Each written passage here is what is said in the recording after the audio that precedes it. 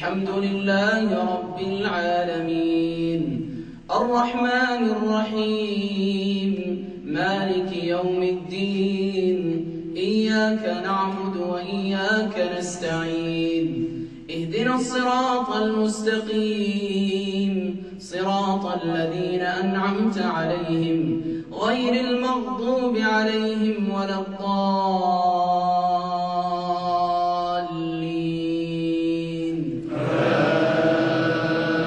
آمين. إنما التوبة على الله للذين يعملون السوء بجهالة ثم يتوبون من قريب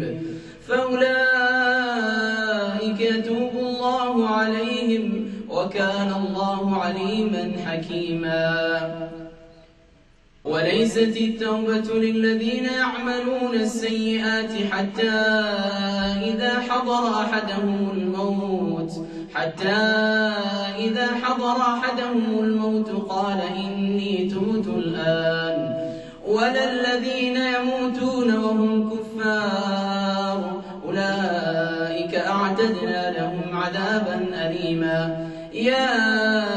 أيها الذين آمنوا لا يحل لكم أن ترثوا النساء كرها ولا تعضلوهن لتذهبوا ببعض ما آتيتموهن إلا أن يأتين بفاحشة مبينة وعاشروهن بالمعروف فإن كرهتموهن فعسى أن تكرهوا شيئا ويجعل الله فيه خيرا كثيرا. وإن أردتم استبدال زوج مكان زوج وآتيتم إحداهن قنطارا فلا تأخذوا منه شيئا أتأخذونه بهتانا وإثما مبينا. وكيف تأخذونه وقد أفضى بعضكم إلى بعض وأخذن منكم ميثاقا غليظا. ولا تنكحوا ما نكح آباؤكم من النساء إلا ما قد سلف إنه كان فاحشة ومقتا وساء سبيلا. الحمد لله رب العالمين الرحمن الرحيم مالك يوم الدين إياك نعبد وإياك نستعين اهدنا الصراط المستقيم صراط الذين أنعمت عليهم غير المغضوب عليهم ولا الضالين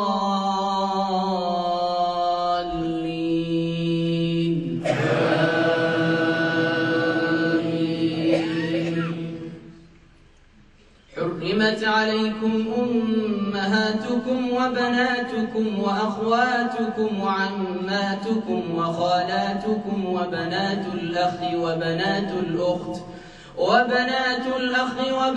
الأخت وأمهاتكم اللاتي أرضعنكم وأخواتكم من الرضاعة وأمهات نسائكم وربائبكم اللاتي في حجوركم من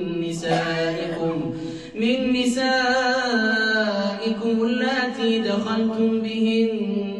فإن لم تكونوا دخلتم بهن فلا جناح عليكم وحلائل أبنائكم الذين من أصلابكم وأن تجمعوا بين الأختين إلا ما قد سلف إن الله كان غفورا رحيما. الحمد لله رب العالمين الرحمن الرحيم مالك يوم الدين إياك نعبد وإياك نستعين اهدنا الصراط المستقيم صراط الذين أنعمت عليهم غير المغضوب عليهم ولا الضالين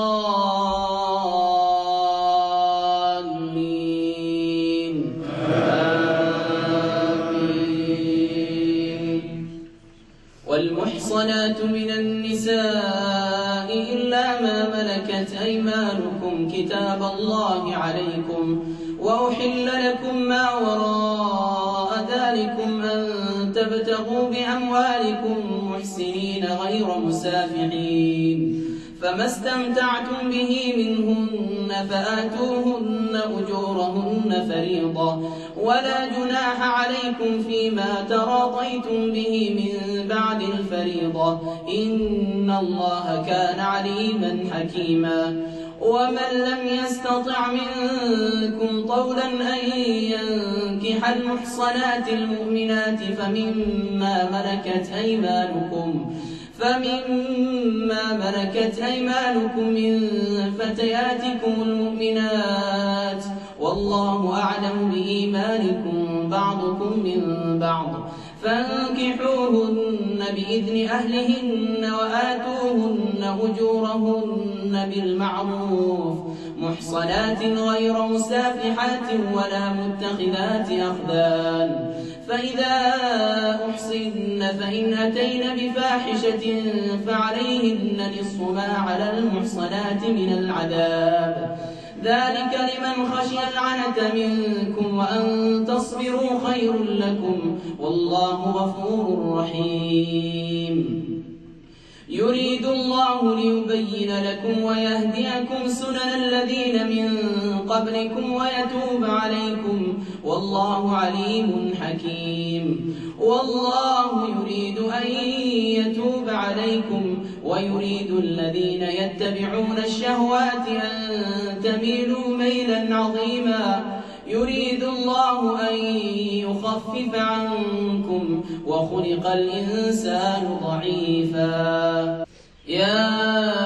أيها الذين آمنوا لا تأكلوا أموالكم بينكم بالباطل إلا أن تكون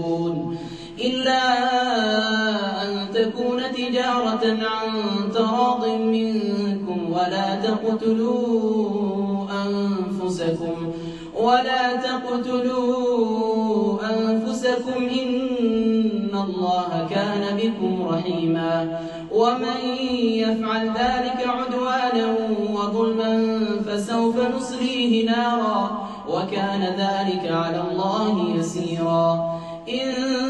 تجتنبوا كبائر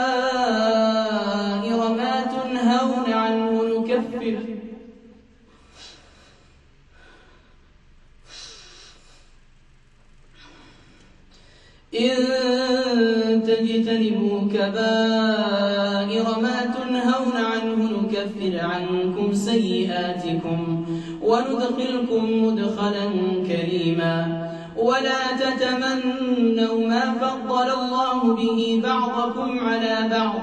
للرجال نصيب مما اكتسبوا وللنساء نصيب مما اكتسبوا واسألوا الله من فضله إن الله كان بكل شيء عليما ولكل جعلنا موالي مما ترك الوالدان والأقربون والذين عقدت أيمانكم فآتوهم نصيبهم إن الله كان على كل شيء شهيدا